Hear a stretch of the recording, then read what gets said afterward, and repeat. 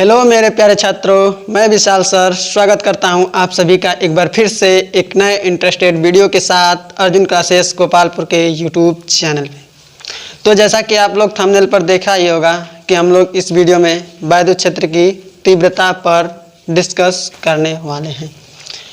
तो मेरे प्यारे छात्रों, यदि आप वैद्युत क्षेत्र की तीव्रता के बारे में नहीं जानते हैं तो आप इस वीडियो के लास्ट तक बने रहिएगा। मैं आपको यहाँ से वैद्युत क्षेत्र की तीव्रता को बिल्कुल बारीक से सिखा कर जाऊँगा। तो चलिए देर न करते हुए हम इस वीडियो को स्टार्ट करते हैं वैद्युत क्षेत्र की तीव्रता के। तो हेडिंग लगा लीजिए, वैद्युत क्षेत्र की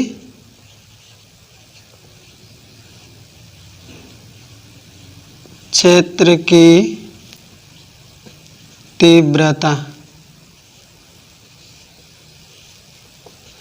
पहले हम लोग समझेंगे कि ये वैद्युत क्षेत्र की तीव्रता क्या होता है।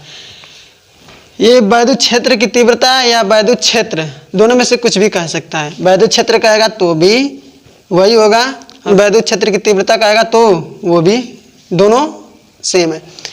तो सबसे पहले हम समझेंगे कि वैद्युत क्षेत्र की तीव्रता क्या होती है। तो आइए देखें, मान लीजिए कि हम कोई आवेश कहीं यहाँ पर, मान लीजिए क्यू कूलम का आवेश यहाँ पर हम रख दिए, तो ये क्या करेगा, क्यू कूलम का आवेश यहाँ पर रख दिए तो ये क्या करेगा, अपने चारों ओर एक क्षेत्र स्थापित करेगा। तो हमने माना कि ये इतना, मान लीजिए कि ये क्षेत्र स्थापित कर दिया, ठीक है।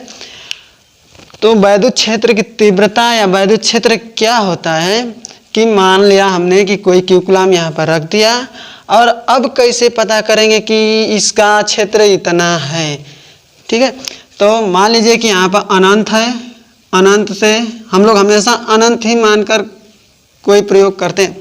तो हमने मान लिया कि यहाँ पर अनंत है, यहाँ पर एक परीक्षण आवेश है, वहाँ से उसको इसके करीब ला रहे हैं, वहाँ से इसके करीब ला रहे हैं। इस तरह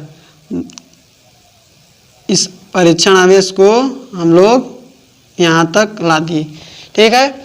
तो जब यहाँ तक लाए तो यहाँ लाए, फिर यहाँ लाए, फिर मान लीजिए हमने पहले यहाँ लाया, तो इस पर कोई बल, जब तक इस पर कोई बल कार्य न करे, इस वाले आवेश पर, बल का मतलब या तो आकर्षण बल लग सकता है या प्रतिकर्षण बल लग सकता है, दोनों में से कोई बल लग सकता है। तो इसको लाने में जहाँ बल कार्य करने लगा, मान लिया हमने कि यहाँ पर इस आवेश पर एक बल कार्य किया, वो आकर्षण हो या प्रतिकर्षण बल हो, दोनों में से कोई बल हो, तो यहाँ पर मान लीजिए बल कार्य करने लगा, तो यहाँ तक उसकी क्या होगी, इस आवेश की क्षेत्र होगा, उसी को हम कह देंगे इस आवेश के क्षेत्र की तीव्रता होगी, वही वैद्युत आवेश या वैद्युत आवेश के क्षेत्र की तीव्रता। हम लोग वैद्युत के बारे में बहुत पहले ही पढ़ चुके हैं, एक वीडियो है इंट्रोडक्शन नाम करके, उसमें हम वैद्युत के बारे में बहुत ही अच्छी तरह से, उसमें बिल्कुल सूक्ष्मता से बताया हूँ। यदि आप उस वीडियो को नहीं देखें तो डिस्क्रिप्शन बॉक्स में उसका लिंक दिया हुआ है, वहाँ से उस वीडियो को देख लें, जिससे आपको यह वैद्युत का मतलब समझ में आ जाए, ठीक है। तो हम लोग का क्या टॉपिक है, हम लोग क्या चल रहे थे, ये वैद्युत क्षेत्र की तीव्रता। तो वैद्युत क्षेत्र की तीव्रता का मतलब क्या होता है कि हमने कहीं क्यू कूलम का आवेश रख दिया और अनंत से किसी परीक्षण आवेश को लाए। परीक्षण आवेश बोले तो परीक्षण आवेश का मतलब ये कि ये परीक्षण करने के लिए कि कहाँ तक इसका क्षेत्र है। तो यहाँ से हमने क्यू कूलम आवेश को लाया, तो यहाँ पर इस पर बल कार्य करने लगा, जहाँ पर बल कार्य करने लगा वहाँ तक उसकी क्षेत्र होगी। तो मान लिया हमने यहाँ पर आकर्षण या प्रतिकर्षण बल F कार्य करने लगा, ठीक है। यहाँ पर Q0 आवेश को ला दिए, यहाँ पर हम P बिंदु मान लिए कि Q0 आवेश को बिंदु P पर लाए, तो वहाँ पर एक आकर्षण अथवा प्रतिकर्षण बल कार्य किया है। तो उस आकर्षण या प्रतिकर्षण बल और जो परीक्षण आवेश है उसके अनुपात को वैद्युत क्षेत्र की तीव्रता कहते हैं। वैद्युत क्षेत्र की तीव्रता सदिश राशि है, इसलिए इसको वेक्टर से प्रदर्शित करते हैं, ठीक है। इसका मात्रक क्या हो जाएगा, न्यूटन प्रति कूलाम, इसका मात्रक न्यूटन प्रति कूलाम। अब देखिए हम लोग वैद्युत क्षेत्र की तीव्रता का परिभाषा लिखना होगा तो कैसे लिखेंगे, लिंक डालेंगे वैद्युत क्षेत्र की तीव्रता, उसके बाद परिभाषा लिखेंगे। देखिए ध्यान से सुनिए, अपना पूरा कंसंट्रेशन इस बोर्ड पर रखिए और हमारे बातों को ध्यान से सुनिए। देखिए कैसे लिखेंगे कि किसी परीक्षण आवेश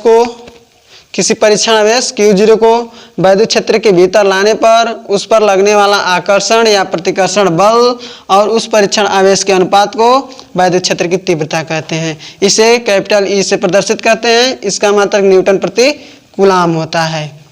इतना बात समझ आया? फिर से एक बार सुनिए, वैद्युत क्षेत्र की तीव्रता की परिभाषा फिर से एक बार और सुन लीजिए। देखिए किसी परीक्षण आवेश Q0 को अनंत से वैद्युत क्षेत्र के भीतर लाने पर उस पर लगने वाला आकर्षण या प्रतिकर्षण बल दोनों और उस परीक्षण आवेश के अनुपात को वैद्युत क्षेत्र की तीव्रता कहते हैं। इसका मात्रक न्यूटन प्रति कूलाम होता है। इसे कैपिटल E से प्रदर्शित करते हैं। ये हमारा वैद्युत क्षेत्र की तीव्रता की परिभाषा कंप्लीट हुआ। अब हम वैद्युत क्षेत्र की तीव्रता के लिए एक व्यापक सूत्र स्थापित करेंगे। तो चलिए हम अब वैद्युत क्षेत्र की तीव्रता का एक व्यापक सूत्र स्थापित कर लेते हैं।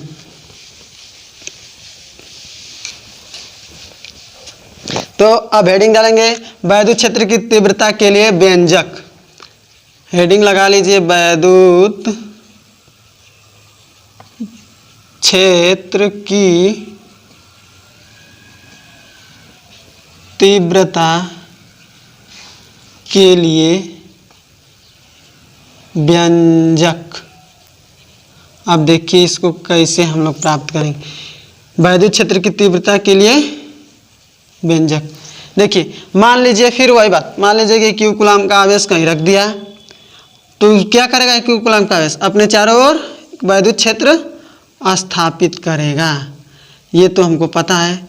अब देखिए अब अनंत से, अब इसको कैसे पता चलेगा हमको कि वैद्युत क्षेत्र की तीव्रता इसका कहाँ से कहाँ तक है? तो अनंत से एक परीक्षण आवेश को लाएंगे, अनंत से एक परीक्षण आवेश को इसके भीतर मान लीजिए यहाँ पर हमने इसके वैद्युत क्षेत्र के भीतर यहाँ पर ला दिए Q0 को, ठीक है। तो यहाँ से यहाँ तक की दूरी मान लीजिए R दूरी पर हमने इसको ला दिया। इस परीक्षण आवेश को अनंत से R दूरी पर हमने ला दिया। तब देखिए तो इस पर आकर्षण या प्रतिकर्षण बल लगेगा। ये हमने पहले बता ही दिया कि जब वैद्युत क्षेत्र के भीतर किसी परीक्षण आवेश को लाएंगे तो उस पर आकर्षण या प्रतिकर्षण बल लगेगा। ये जाहिर सी बात है। तो अब देखिए कूलाम का नियम, अब यहाँ पर लिखेंगे कूलाम के नियम से, कूलाम के नियम से, कूलाम के नियम से। देखिए यहाँ पर आपको कूलाम का नियम पता होना चाहिए। यदि आपको कूलाम का नियम नहीं पता है तो इससे पहले वाली वीडियो में हमने कूलाम का नियम बता दिया है, आप वहां से जाइए और कूलाम का नियम देख लीजिए। वहाँ बिल्कुल कुछ अलग ही तरीके से, बिल्कुल एक सूक्ष्मता से हम उसको समझाया है। न्यूटन के नियम से, बिल्कुल न्यूटन का नियम और कूलाम का नियम आपस में तुलना करके जैसे उसको समझाए हैं, ठीक है।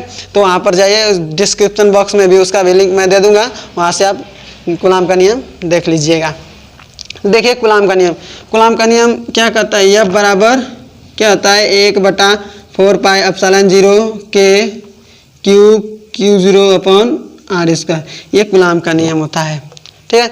अब यहाँ से Q0 को इधर लाइए, इधर ये गुणा में तो इधर लाएंगे तो भाग में हो जाएगा। F/Q0 बराबर 1/4 पाई एप्सिलॉन 0 के Q/R²। इतना हुआ।